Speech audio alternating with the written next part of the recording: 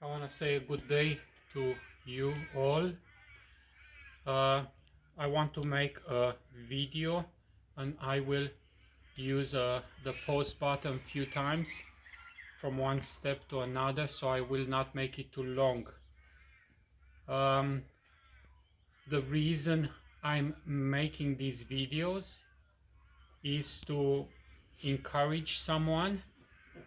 Possible most of you are familiar with all these steps, and it's nothing new for quite few of you, but we all have a start, and it was useful for me to see other people sharing and learning from, and that is my hope in these videos. Maybe not for now, but for the time to come, someone would benefit from it. We all in life make things better as we go, learn from our mistakes. And it's one thing to do a good thing, it's another thing to do a better thing. So there is room for improvement in all things, and we learn from it. I must say I am very disappointed with the quality of the products we buy. In our case, B-frames, boxes,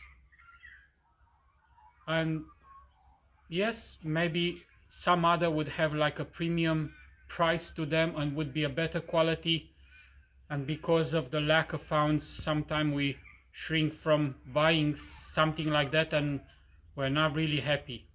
Well, I have bought a number of frames already assembled and wired, thinking that it takes so much time to assemble the frames, to wire them, and I might be saving buying them ready-made. Yes and no, and I want to show you the difference. I have finished assembling the frames myself, as I showed you in the previous video, and I have a box full of frames which have bought already assembled and wired, and I want to show you a difference. Now, you see, these are frames I have assembled, and I showed you how I use that jig. And what I like mostly is not that you go quickly and rapidly making assembling them, but they sit kind of a 90-degree in that box, and the way you put the staples will make them either be 90-degree or a little bit off if you don't have a jig or if you do it by hand, and that could pose other problems which I will show you. I will leave this box. Of course you cannot see from the top, but it becomes obvious from the bottom that the B space required left and right between the frame and the box would be quite the same, and the frame will not be like off. Look at that. And I can assure you that overwhelming majority would kind of be like that. So that is important for me. And now, that being said, I will show you these frames, and these have already been bought like this, and you can see how off they are. And someone might say, oh, it doesn't matter. I want to say, if I lift one of that frame up and want to shake the bees from it, I assure you lots of bees will be killed there, because there is no room between the frame and the box. Another thing I want to show you, I have showed that before,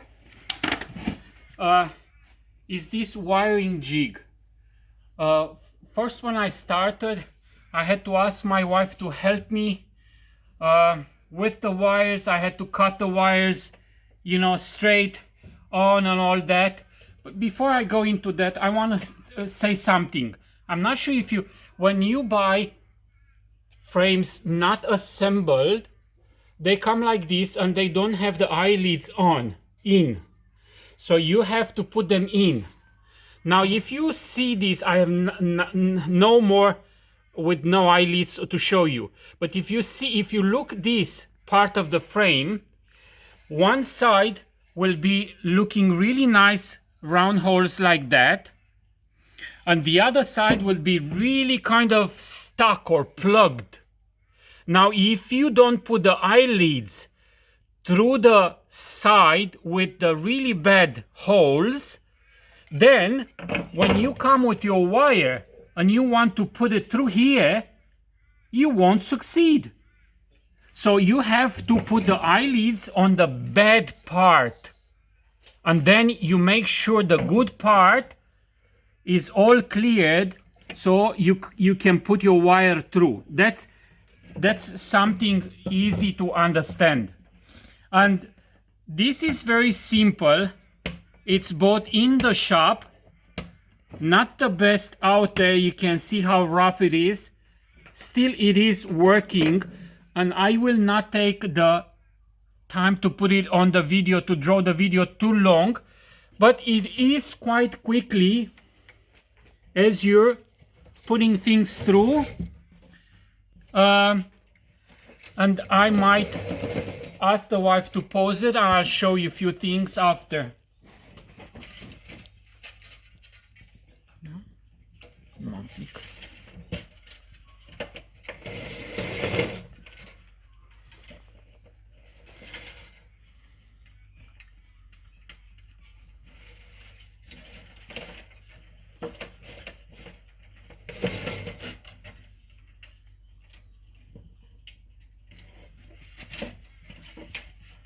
Tot așa e morcovit copilul. Aici. So I have the wire put through.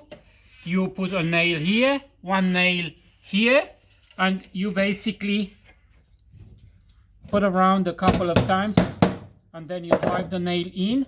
And what you have to do is to pull this tight. You see? And as you pull tight, you squeeze that and you force the wire to go kind of, you know, stretch the wire pretty good. And then as you get here, you take it off, you pull it more in, more, you take this one off, pull it in like that, and you see it's quite tight. Now you just have to cut it here. You have the nail in, 1, 2, 3, cut the ends like that, and you take this tensioner off. I'm still not very happy, especially here. It's not as tight as I had to do this, but I will make it with crinkle it, or how you call it. Yeah, so you just put it like that and you crinkle it like that. Takes a bit of a force to hold this, but you can see this is really tight now, and it's very steady. Can you please put it on pause? Show you how I'm gonna put the sheet of wax inside. I want to put it through the wire. So I'll put it through the second wire, and then I drop it like to the third. Takes a little bit, you see, it just goes in. You pull it, and you basically, that's done. If you keep your wax flat, it will not kind of go all directions and will make it very easy. Okay, I have a block of wood, you see, which will kind of go in between inside the frame, so this will stay flat like that. And I have 1, 2 wires here. I have this embedder, electric embedder. This is something, this is nothing. This is just nothing. you can see it's just nothing. It's just a piece of wood, two pieces of metal here, and I basically touch one end and then I lower it on the other hand, and I have to watch. I already done. It's just basically half a second. You see, it has melted and embedded in. And you do the same here. You touch this end, you lower it, it's done. If you want to do a bit more, lower it a bit, touch it again. It's done. See? It has melted and dropped in. If you have that block of wood and then you turn it and you repeat the same thing here. Very easy. Very, very easy. Very, very easy. Very easy. See, this is done. Very, very nicely done. Now, when I first started, I didn't know about this electric embedder. I bought one and I didn't know how to use it, and I take it back to the shop. And I was using a soldering gun. Oh my goodness, it's like 1,000 years backwards. But I didn't know any better. So I was trying to perfect that method, but it had a lot of holes in it, a lot of problems to it. I posted a video on a Romanian blog of beekeepers showing how I do it with the soldering gun. And I had lots of mocking comments from people saying, oh, I've done that 40 years ago. They didn't realize that 40 years ago they were in the same position like me. So why would you mock someone because you've been there once? None of us are born knowing all things, and this is why we share success, we share failures, and we can learn from each other. And I'm not trying to make videos to show myself, to show successes, no, I still have a long way to go, but I'm trying to encourage someone. And this morning I woke up and it was very early and was very cold because it's winter, and I came here to do this sort of work, and it was so cold my hands were frozen. As soon as I went out and I saw bees already gone out and about in this sort of a weather, you get encouraged. We work in partnership with the bees, and they're teaching us that you have to be disciplined, you have to be organized. Now, we don't always score top points, but we're trying. Lastly, I want to grab the phone and I want to show you something.